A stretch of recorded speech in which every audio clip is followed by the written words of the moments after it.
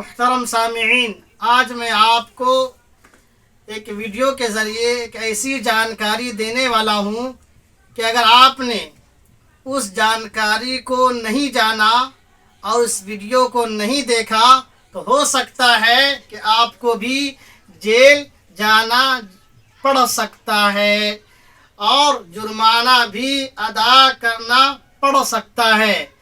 वो किस एतबार से कि चूहा आपके घर में भी होता है, हमारे घर में भी है, हर एक घर में पाया जाता है कि अगर आपने चूहा को मार दिया तो हो सकता है कि आप जेल भी जा सकते हैं। ये मैं नहीं कह रहा हूँ बल्कि ये TV9 की रिपोर्ट है और उस रिपोर्ट को मैं दिखा रहा हूँ कि आप इस वीडियो को देखिए। चूहा मारने पर जेल जाना होगा। शायद आप इसको यकीन ना करें, लेकिन मैं एक बार फिर से पढ़ता हूं। चूहा मारने पर जेल जाना होगा।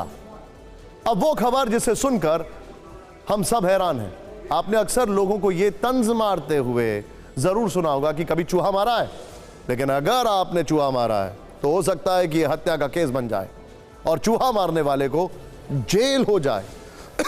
जी हां, ठीक सुना आपने, चूहा मारने की सजा जेल। बदायूं में ऐसा ही एक मामला सामने आया है।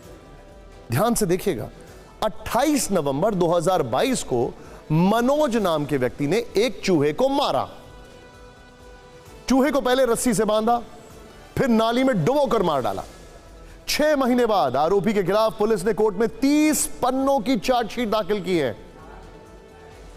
मनोज के खिलाफ पशु क्रूरता की धाराएं लगाई गई हैं। धारा 11(1)L के तहत 10 रुपए से लेकर 2000 रुपए तक का जुर्माना लग सकता है, 3 साल की सजा भी हो सकती है। इसके अलावा धारा 429 के तहत 5 साल की सजा और जुर्माना का प्रावधान भी है, यानी अधिकतम 5 साल की सजा संभव है। यह केस पुलिस थाने और फिर कोर्ट में कैसे पहुंचा, यह भी जानना बड़ा दिलचस्प है। आरोपी मनोज पेशे से मिट्टी के बर्तन बनाते हैं। मनोज अपने घर में चूहों के आतंक से परेशान थे। चूहे उनके मिट्टी के बर्तन तोड़ देते थे, ठीक वैसे ही जैसे चूहे हमारे और आपके घरों में नुकसान पहुंचाते हैं। लेकिन पशु प्रेमी विकेंद्र शर्मा ने आरोपी मनोज को चूहे को मारते हुए वीडियो बना लिया। विकेंद्र ने उसी वीडियो के आधार पर सदर कोतवाली में FIR दर्ज कराई। इसके बाद चूहे का पोस्टमार्टम किया गया। बरेली में IVRI में पोस्टमार्टम रिपोर्ट तैयार हुई। चूहे की पोस्टमार्टम रिपोर्ट से पता चला कि सूजन आने से चूहे के दोनों फेफड़े खराब हो गए थे, लिवर में इंफेक्शन था।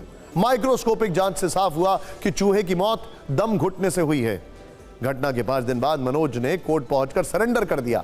कोर्ट ने तब उन्हें अग्रिम जमानत दे दी। इस दौरान सदर कोतवाली पुलिस की जांच चलती रही और अब जाकर कोर्ट में मनोज के खिलाफ 30 पन्नों की चार्जशीट दाखिल की गई।